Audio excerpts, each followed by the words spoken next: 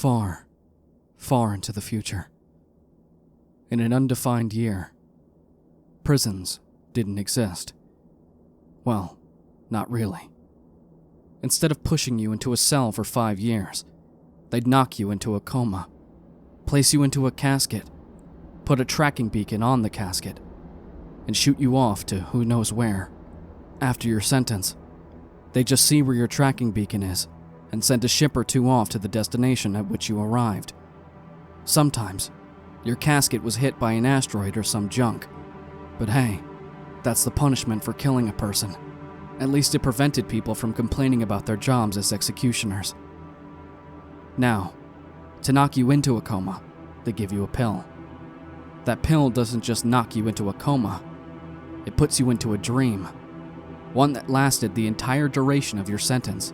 So, you didn't just wake up 5 minutes in your time to discover that you're back on planet Earth. That wouldn't be any fun, would it? You'd need to serve the sentence. In the dream, you initially find yourself locked in a room. You couldn't kill yourself and your bodily functions did not work properly. In other words, you didn't need to urinate or, well, you know. That being said, you didn't have to eat. You could interact with the room in any way you wanted to, but you couldn't get out. There was no door. There was no window to look outside. Whoops. There isn't an outside. It wasn't rare that people went mad from the sheer boredom. The government was fine with that, but the people kept on complaining about human rights. Prisoners are people too, blah blah blah. So a few years later, the government made a small change in the pill, the room. The new change was a stick. Version 1.5, you could now draw, said a propaganda poster who was stating that prison wasn't so bad after all. Prison wasn't bad. All you needed to do was wait around for 5 years or so. Then, after that, everything would black out and you'd wake up in a rehabilitation facility. But there was one case that the government covered up. David Matthias Thorwell, sentenced to 1 year of space rehab. The informal name was sleep prison, a phrase which, like many others, was covered up. He met this fate as a result of petty larceny. The pill was perfect, except for one thing. And Thorwell's case was unique. Thorwell was shot in the direction of the Saturn asteroid ring. His pill worked fine, his casket worked fine. Except when his term was due, and the hunters were sent. They found him in a cluster of asteroids. They suspected that his casket was going to be banged up a bit. But that wasn't the problem, though. The hunters, pilots who were sent to retrieve prisoners, didn't care about their passengers one single bit. They cared about their ships. Of course, they waited. They waited for a total of 84 hours before another asteroid came along and scattered the cluster. The ship, the Spider-On Web, immediately retrieved Thorwell and headed back home. Nothing seemed to be out of order. Life support systems on the casket were fine. There were a few claw-like scratches on the exterior one-way mirror cover that were probably caused by asteroid impacts. But other than that, nothing else. Scratches on the interior would mean another thing, though. Thorwell was still asleep. This was all according to plan. Because to wake the prisoners up, they had to inject them with a drug. It consisted a lot of caffeine, basically. The pills, though, still went via term, and that meant that Thorwell blacked out for a total of 84 hours. That was the only problem, but Thorwell was still alive, and that meant all go for the crew of Spider-On Web. Once they successfully made landfall back on Earth, officials hurriedly opened Thorwell's casket. This had never happened before. Everything was in order, except that when Thorwell woke up, his eyes were a blood red. No, they hadn't exploded due to pressure. Their color was literally red. He jumped out and ripped through 2 soldiers before he was put down. 20 mags or so went the post-mortem report of the 2 soldiers. After the incident, the officials turned their attention back towards the casket. It seemed to be in perfect condition. Apart from the scratches, they were about to clean the casket up for another prisoner, when one of the pilots of the Spider-On web noticed something. The metal inside the casket had another message.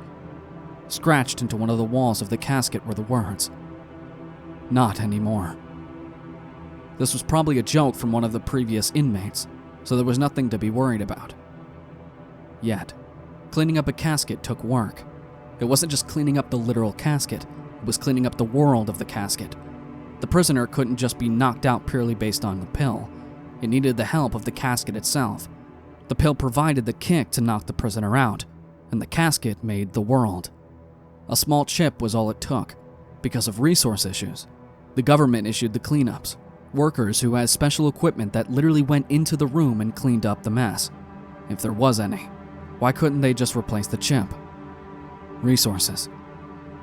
When the workers went into the room that day, they weren't the only residents. There was something there.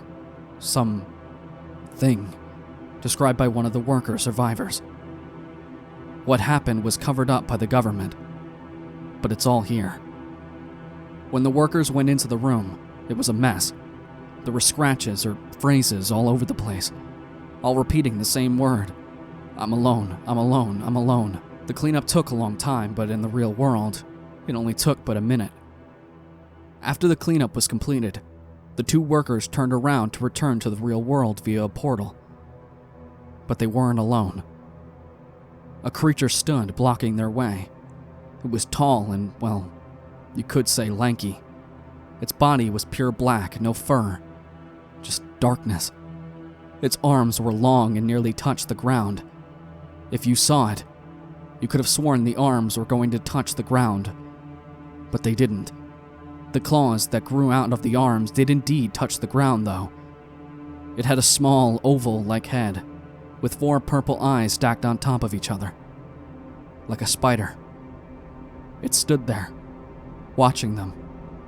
Then, after about 5 seconds of silence, the creature, using its long arms, grabbed one of the workers and stared into its eyes.